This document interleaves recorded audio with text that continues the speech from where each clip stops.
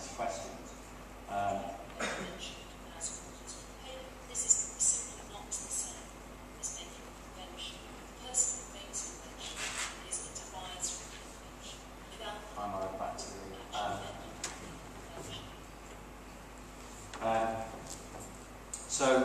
so that's been quite successful, but you know, making sure that the information is relevant to people has been quite important to us. Making it easy to use. Some of these platforms are actually not intuitive, and I'm going to come on to some of the psychological barriers later. So we've also tried to create some tools which just are, again, using Jing, and Paul over here is the star of this one, has produced some of these tools, which are just really sort of talking people through some of the features.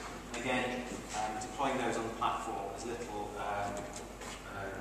That's not going to work actually, it's got the one running in the background. So I'm not going to turn volume on this, but it's Paul there sort of talking to somebody through a particular feature, particularly this feature here, this virtual space, which everybody's put their profiles in, and it matches people on the basis of what they're interested in. So that's one of the other things that we've done.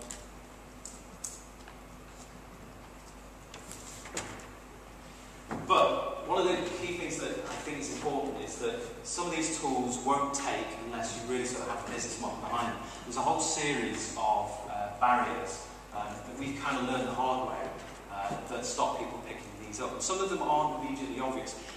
We spent a lot of time in this program looking at tips and tricks. How do you help animate communities? How do you recruit people? But I want us to look at some of the barriers from the other way around. I break these down into 3 areas. I'm not going to go through all of them in detail, but one of them I think is lack of clarity on the goals. Sometimes everything looks like a community practice, and we don't break it down into what we're actually trying to achieve.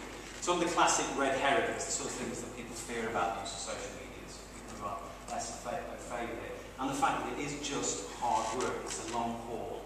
It's a long haul for various obvious reasons. So the first thing to do is to be absolutely clear on the purpose of what you're doing. And there are all sorts of different social media tools, and they lend themselves to different ways, to different sort of scenarios, particularly different scenarios where you have strong ties, weak ties, or no ties at all to people. So the first thing for me is, you know, what are you trying to do? Are you just trying to improve internal team collaboration? If so, then the sort of wiki tools that Paul's just been demonstrating are fantastically useful. If you're trying to create a community of practice, then some of the social network tools obviously come into play. Are you trying to create a marketplace? And what we're trying to do is a bit of a mixture of both. In fact, we're trying to go beyond that. We're trying to almost create a bit of a prediction engine as well, in a sense that we're trying to share tacit knowledge internally. We're trying to entice new people who we would like to work with us into our space and make a connection. And we're also trying to use those as a platform to work out what we should be focusing on. One of the mantras that I've had is that 2 counterintuitive mantras really, just to sort of force this home to my team, that we don't do commercialisation. We are commercialisation services, but we don't do commercialisation. The team's too small. If we get bogged down in that, we'll get nowhere. What we're trying to do is create the ecosystem, the environment in which this sort of activity can take place, and particularly via a virtual community.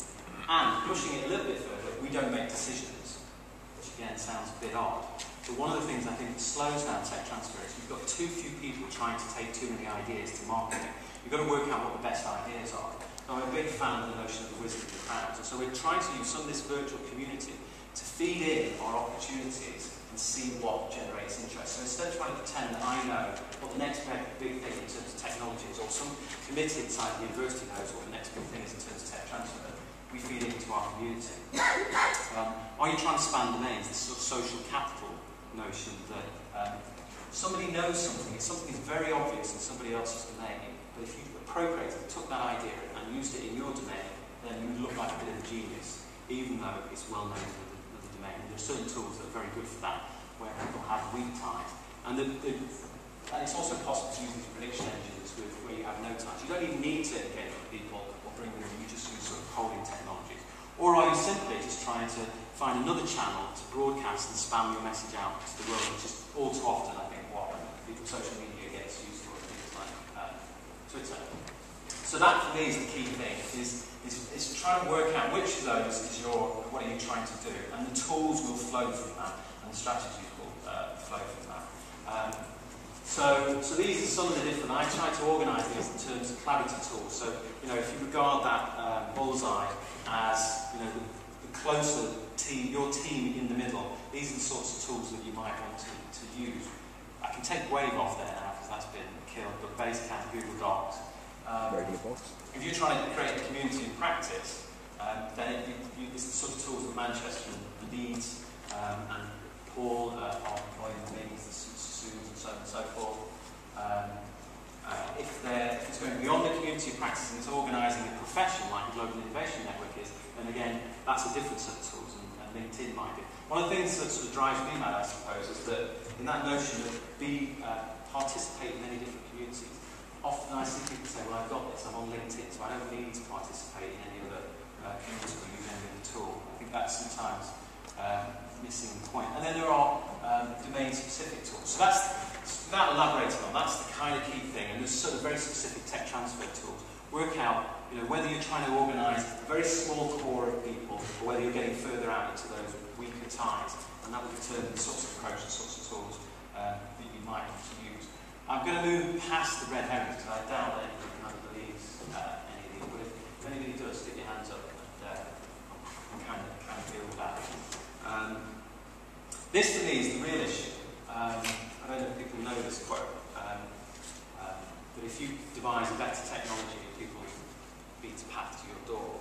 Well, the problem is it's just plain wrong, and they don't. And there's lots of evidence to sort of suggest, behavioural economics, that people irrationally overvalue the tools that they've got. So trying to peel people off email, for example, which is a very effective tool, possibly one of the easiest ways to create communities, is a very, very difficult task because it's easy to use. People know how to use it. But even if you've got a better approach, even if your social media platform is better, people probably won't naturally move towards using it. And that, for me, is the biggest hurdle. And until you crack that, it's very unlikely that you're going to be able to build a community.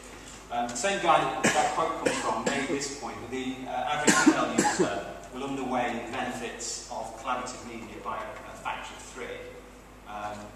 But social media enthusiasts, people that are speaking up here, will kind of overvalue the tools that we're using and how much they take us forward. So that already gives you sort of a ninefold sort of gap, and that's the only way that I can explain sort of why I see really odd activities.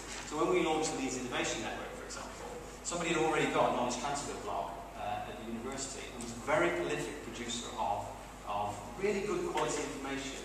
The problem was I think there were 11 people that were registered on that blog, 6 of whom had left the university, and about 3 or 4 of whom people sat at desks around him. He was so kind of used to that particular tool that he wasn't bothered by the fact that he was speaking into a void, and that there was another community just over the horizon that had hundreds more people listening in and greater functionality. That seems irrational, but actually I think that's just human nature. So I think the key thing for me, the key lesson learned, is that it's a long ball and it won't come easy. You really do have to slog at it. But if you do, it will show value. But manage the process accordingly. The other key thing for me is don't regard this as a bolt-on. And I see this with my team. I'm always coming up with new tools, new sort of exciting tools that I think are going to make us more productive, help us create this virtual environment of efficient army of people working on my behalf to commercialise the technology at the University of Leeds. But if they see it as just a tool to make connections when they're free from doing their work, they won't use it. It just seems like another add-on, another responsibility. These people are busy, they work really, really hard. And so you've got to turn it into a tool for your business. And that's exactly what we've done. So a lot of the proof of concept calls that we run, a lot of the monitoring reports, I just force them to use this tool. Using it as a way of communicating to our army of entrepreneur consultants out there to select projects, we do it through this tool. So it comes wired into our business processes, and then people are forced to use it. And it's the only way for me that you can overcome that kind of natural reticence of using new tools. Once you do it, people are on board. So I've seen, for example, I make a call from little pots of proof of concept money that I've got in my budget, and I'll do it through the Leeds Innovation Network. The amount of people that log on and start using it, finding the benefits of social media technology, is quite amazing. But if we didn't do that, we just wouldn't bother. But if you don't do that, otherwise it's just a distraction. We really have kind of built it into the way we do business. So the consultants that we use externally, we're creating what I call a KT2 Bible, which is basically how we roll, the way we work, and strategies that we've got, the do's and don'ts, and how you participate, how you get in. All of our contracts are templated and on there. We try to make them idiot-proof so that people can download them themselves and use them without having to bother my team. But one of the things that we've found is that kind of allows us, if we use that consistently, it starts to reduce the transaction cost. Because one of the big hurdles that we have in our project is that we are overcoming, and I'll talk a little bit about this afternoon, we're trying to move out of that sort of corporate hierarchy, which means that we have to deal with people on a one-on-one basis. Each person we have to kind of work out what the deal is. And if we don't template that, then we won't get very far. But all of that gets uploaded onto our social media space and people download it directly. That's just a reference. I think I've used that previously. One of the things we try and make clear is that we don't like coin-operated consultants. People who want to work with us have to be in for the long haul, to share equity, etc., etc. Another thing that I think is forgotten sometimes is that sometimes you just have to go for a digital switchover. Now you've got to be careful with this, I think, but in the way that governments decide that analog TV just has had its day, and at some point we're going to switch it off, and everybody will move over to digital. I think sometimes you have to do that with something like social media platforms or some of these tablets and tools. I kind of hinted that already. I would refuse to coordinate certain things using old technologies, and I'll force the team to go digital where I have the power to do that, and it works very effectively. Obviously, you can't do that if you're not in control of a particular business process. But I sort of suggest to people think about that. If you've got the power to build something into your business processes and also to turn off alternatives, that will really drive the adoption. Sometimes it needs to be forced. And that's it really. So those are the lessons learned for me, that you have to, you really do have to build this into your business model. If it's anything more complex than a site to sort of bring people in and share experiences, it really has to be woven into what you do. If you treat it as something as just another tool for communication, and we have plenty of those. I use Twitter, I use many, many other tools for communication, I get a lot out of that. But I really don't think I can expect my team or force them to adopt a whole series of different sorts of technology communication platforms that isn't actually integral to the work that they do. And so that, for me, is one of our key lessons learned. That's me.